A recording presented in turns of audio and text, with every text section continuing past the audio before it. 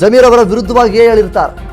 So ಅದು ಇಲ್ಲಿ ಸಾಕಷ್ಟು ಚರ್ಚೆ ಆಗ್ತಾ ಇದೆ. ದಾವಣಗೆರೆ ಕೈ ಅಭ್ಯರ್ಥಿಯನ್ನೇ ಸೋಲಿಸಲು ಮಸಲತ್ತನ ಏನಾದರೂ ಮಾಡಿದ್ರಾ?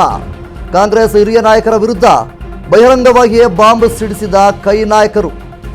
ದಾವಣಗೆರೆ ಬೈ ಎಲೆಕ್ಷನ್ನಲ್ಲಿ ನಡೀತಿದ್ದ ಮಹಾಸಂಚು.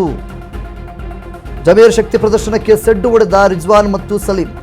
ಡಿಸಿಎಂ ಡಿಕೆ ಶಿವಕುಮಾರ್ ಆಪ್ತ ಬಣಗಳು ಹೇರಿದ್ದಾರೆ. ರಿಜ್ವಾನ್ ಆಗಿರ್ಬೋದು, ಸಲೀಂ ಆಗಿರ್ಬೋದು, ಜಮೀರ್ ಅವರ ಶಕ್ತಿ ಪ್ರದರ್ಶನಕ್ಕೆ ಸೆಡ್ಡನ್ನು ಹೊಡೆದಿದ್ದಾರಾ? ಮುಸ್ಲಿಮರ ಟಿಕೆಟ್ ಬಂಡಾಯಕ್ಕೆ ಸಾಥ್ ಕೊಟ್ಟಿದ್ದಾದ್ರೂ ಯಾರು ಅನ್ನುವಂಥದ್ದು ಕೂಡ ಒಂದು ಕಡೆ ಪ್ರಶ್ನೆ ಆಗ್ತಾ ಇದೆ. ಇನ್ನು ಟಿಕೆಟ್ ಫೈನಲ್ ಸಭೆಯಲ್ಲಿ ನಡೆದಿದ್ದಾದ್ರೂ ಏನು, ಒಳಗಡೆ ನಡೆದಿದ್ದೇನು, ಹೊರಗಡೆ ನಡೆದಿದ್ದೇನು ಎಲ್ಲವೂ ಕೂಡ ಇಲ್ಲಿ ಒಂದು ಕಡೆ ಕ್ವಶನ್ ಆಗ್ತಾ ಇದೆ.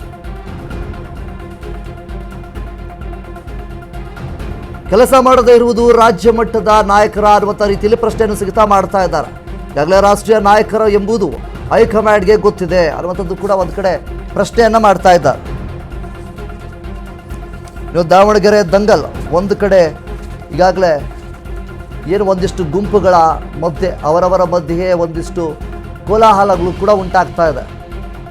ಏನು ದಾವಣಗೆರೆ ದಕ್ಷಿಣ ಕ್ಷೇತ್ರದಲ್ಲಿ ಸಮರ್ಥ್ ಅವರನ್ನು ಗೆಲ್ಲಿಸೋದಕ್ಕೆ ಒಂದು ಬಣ ಒಂದಿಷ್ಟು ಪ್ರಯತ್ನವನ್ನು ಪಡ್ತಾ ಇದ್ದಾರೆ. ಇನ್ನೊಂದು ಬಣ ಸೋಲಿಸೋದಕ್ಕೆ ಒಳಸಂಚು ಹಾಕಿದ್ದಾರೆ ಅನ್ನುವಂತಹ ಆರೋಪಗಳು ಇಲ್ಲಿ ಕೇಳಿ ಬರ್ತಾ ಇದೆ.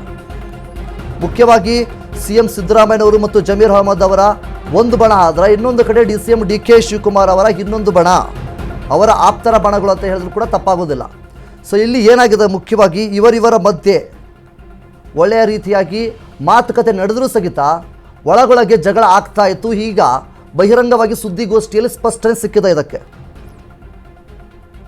ರಿಜ್ವಾನ್ ಅರ್ಷದ್ ಮತ್ತು ಸಲೀಂ ಅಹಮದ್ ಪ್ರೆಸ್ ಮೀಟನ್ನು ಮಾಡ್ತಾರೆ.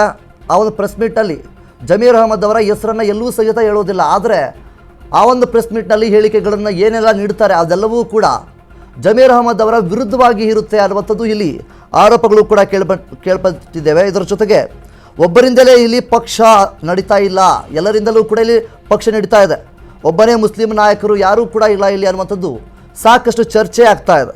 ಈ ಮಾತುಗಳು ಒಂದು ಕಡೆ ಜಮೀರ್ ಅವರ ವಿರುದ್ಧವಾಗಿ ಅಂದರೆ ಇಂಡೈರೆಕ್ಟಾಗಿ ಅಟ್ಯಾಕನ್ನು ಮಾಡಿದ್ದಾರೆ ಅನ್ನುವಂಥದ್ದು ಕೂಡ ಒಂದು ಕಡೆ ಈಗ ಚರ್ಚೆ ಆಗ್ತಾ ಇದೆ.